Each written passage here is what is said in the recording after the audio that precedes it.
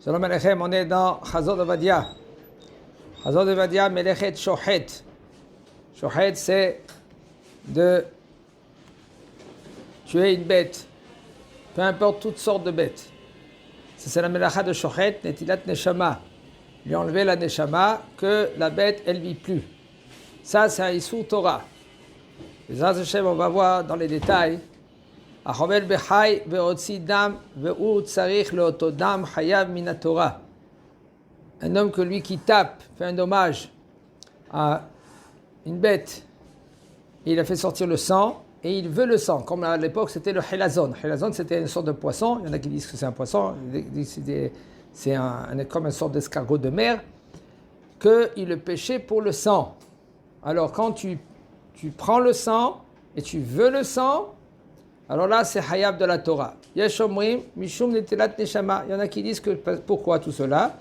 Il est Hayab parce qu'il a tué, il a enlevé la neshama. C'est pas que la bête elle a une neshama. Netilat neshama, ça veut dire que tu l'as tué. Veyesh omrim mishum mefarek. Il y en a qui disent que le issour c'est mefarek. Qu'est-ce que ça veut dire mefarek? Quand tu sors le sang de la bête, c'est comme tu traites la vache. Okay? Quand tu traites une vache, c'est mishum mefarek. Tu enlèves le lait de les mamelles de la vache. Mishum mefarek, c'est hayab de la date de dash. C'est les dérivants de dash. Dash, c'est quoi? De piétiner. Tu as piétiné le blé. Et quand tu piétines, qu'est-ce que tu fais? Tu prends une grande barre, okay, une planche, excusez-moi, et tu te mets dessus. Tu tires avec ton âne ou avec un bœuf, et là, les graines, ils s'écrasent, ils séparent les deux peaux du blé, ça s'appelle dash. De la date de dash, c'est mefarek, et là, il est hayab de la Torah. Un homme que lui, il fait un dommage à son prochain, il le tape parce qu'il veut se venger, ou par exemple, il veut rigoler. Et il a fait sortir du sang, ve'enot sarich ledam. Il n'a pas besoin du sang. Il a fait sortir le sang, mais il ne veut pas le sang. Pas tout de la Torah. De la Torah, il n'est pas hayab. Mais par contre, il a fait un issur des Rabbanan. Parce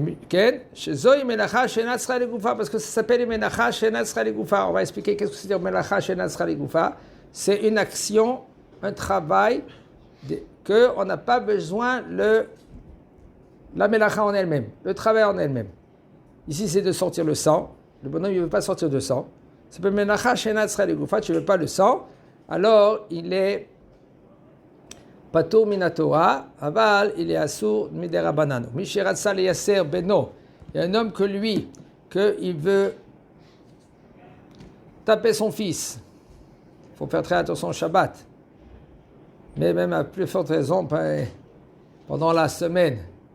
Il faut faire très attention de ne pas corriger d'une façon dure. Il faut être posé. La Gemara raconte qu'ils ont repoussé tout ce qui se passe maintenant, qu'il y a il y a une autre religion. Ça vient qu'on a repoussé des deux mains. Il faut repousser d'une main. Laquelle main? La main droite. On n'a pas le droit de repousser. Pourquoi? Parce que si tu repousses avec la main droite, qu'est-ce qui se passe? Tu vas le repousser très fort. Yad smol dochav et yad yemin mikarevet. La main avec la main gauche, parce que elle n'est pas fort en général. Alors tu repousses quelqu'un. Ça veut dire que quand tu vas repousser quelqu'un, tu le repousses d'une façon, tu laisses une possibilité qui va revenir. Et avec la main droite, tu le fais ramener. Ça veut dire que quand tu le fais ramener, okay, tu le fais ramener de tout ton cœur. La Gemara, elle dit, puisque maintenant on a repoussé le Yehoshua, c'était l'élève de Rabbi Yehoshua ben Perachia, alors c'est sorti une autre religion. Alors, c'est pour ça qu'il dit le Rav, Mi sheratza leyaser beno vechaval bo beshabbat, un homme que lui qui voulait faire souffrir son fils, peiner son fils. Il a fait quelque chose. Alors, il a fait sortir le sang.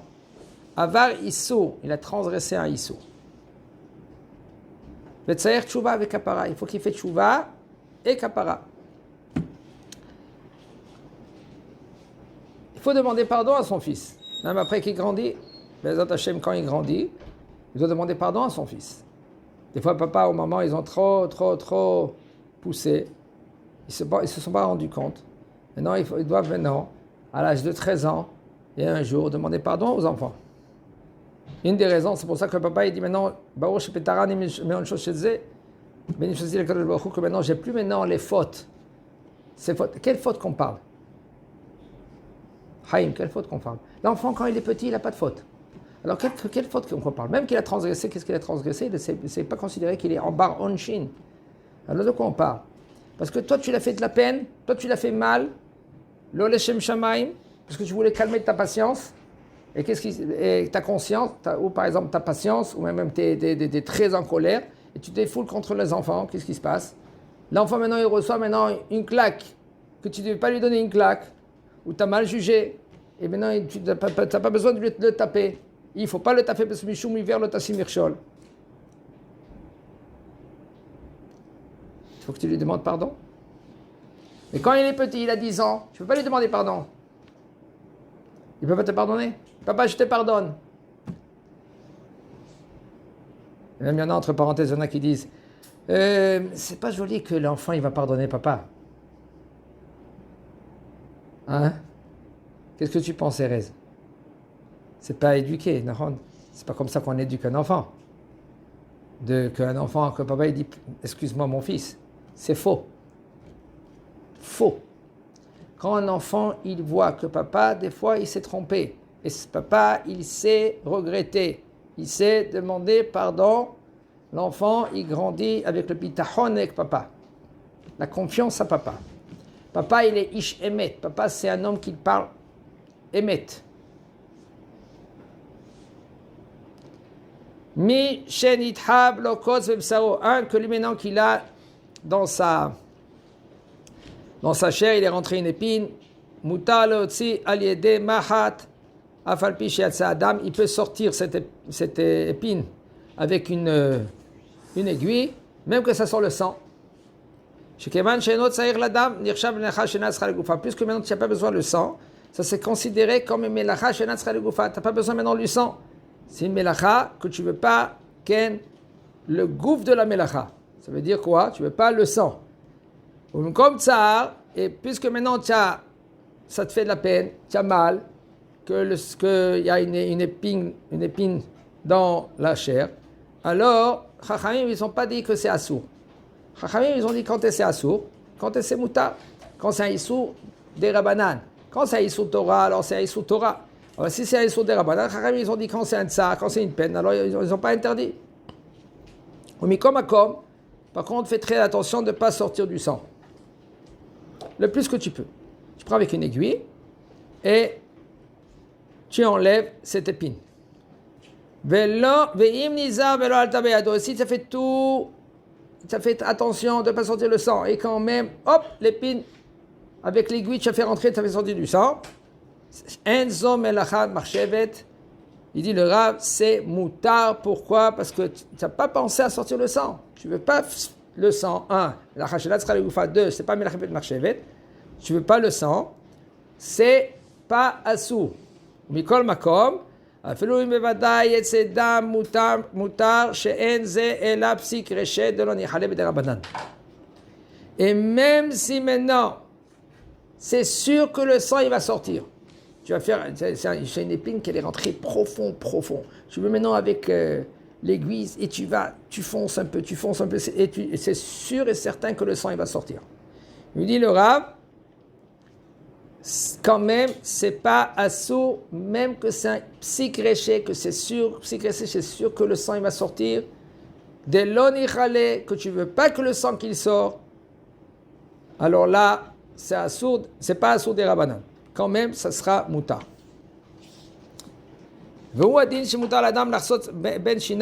Ainsi aussi, si maintenant tu as un morceau dans les dents, entre les dents, tu veux prendre maintenant une aiguille, c'est pas trop évident de s'amuser avec les aiguilles, parce que c'est du métal. Okay?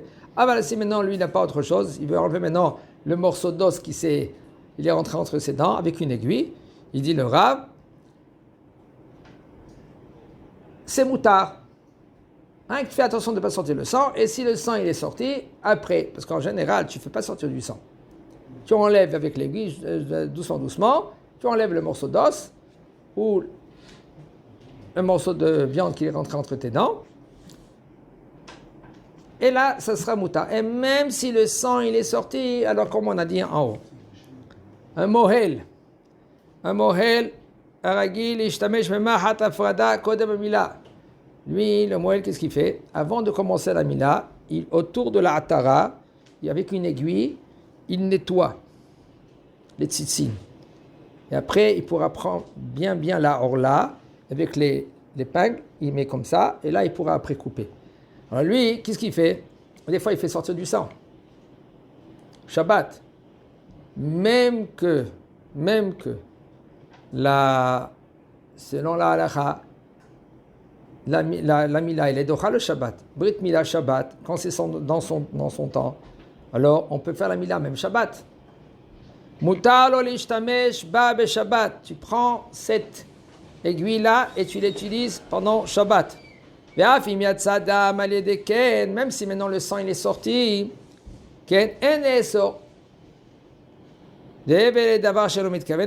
puisque maintenant c'est quelque chose que tu n'as pas l'intention de faire sortir du sang, si tu veux, c'est pas tout le temps que ça va sortir du sang, ça peut sortir du sang.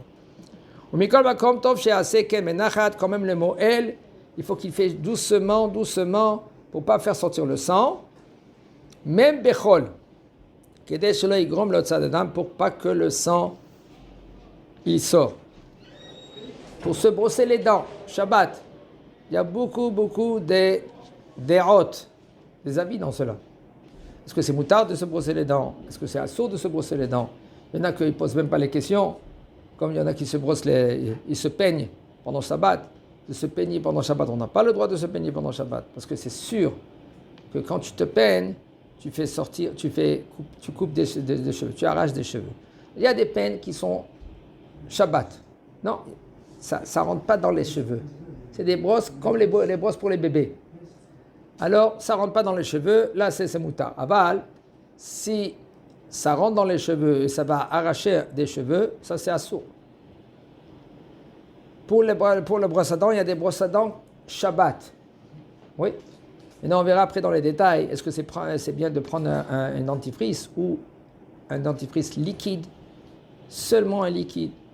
On verra d'après Rav Ovadia, même que c'est un dentifrice qui n'est pas liquide, on peut utiliser. Il y en a des poskim qui interdisent. Mishum Mereach.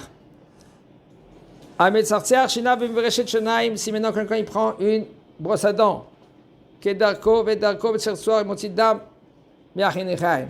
Et quand lui, maintenant, il se brosse les dents, ça sort le sang dans les gencives. Si maintenant, clair, quand lui, il se brosse les dents, ça sort du sang. Et il ne faut pas maintenant se brosser les dents Shabbat. Parce que c'est clair, tu vas sortir du sang.